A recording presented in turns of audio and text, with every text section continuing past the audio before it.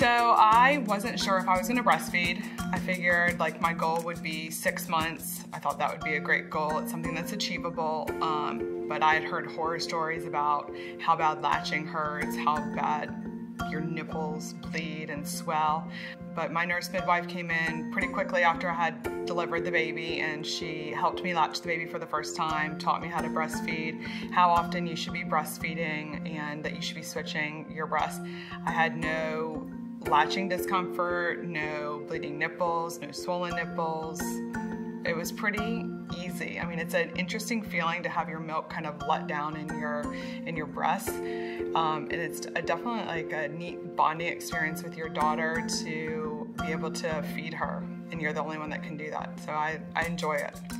So you start breastfeeding within the first hour or two after you're done with your skin to skin, and that you get like a high, like it's not milk yet, it's colostrum, which is like just highly dense, like very sticky, thick, I don't know, that comes out of your boobs. They need very little of it in order to like satisfy themselves, if your baby even eats in the first 24 to 48 hours.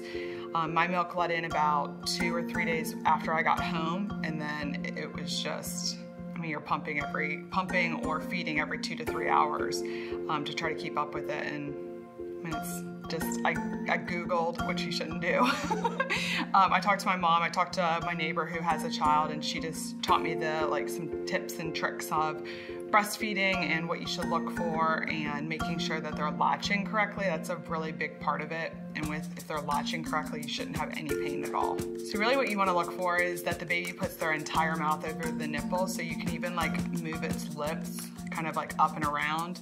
And there's different ways you can hold your breast in order to make sure that their whole entire mouth gets over your nipple. You should see very little of your areola, and then they want to suck on it, so you can also move their like tongue kind of out of the way, so they're getting like a huge mouthful of nipple.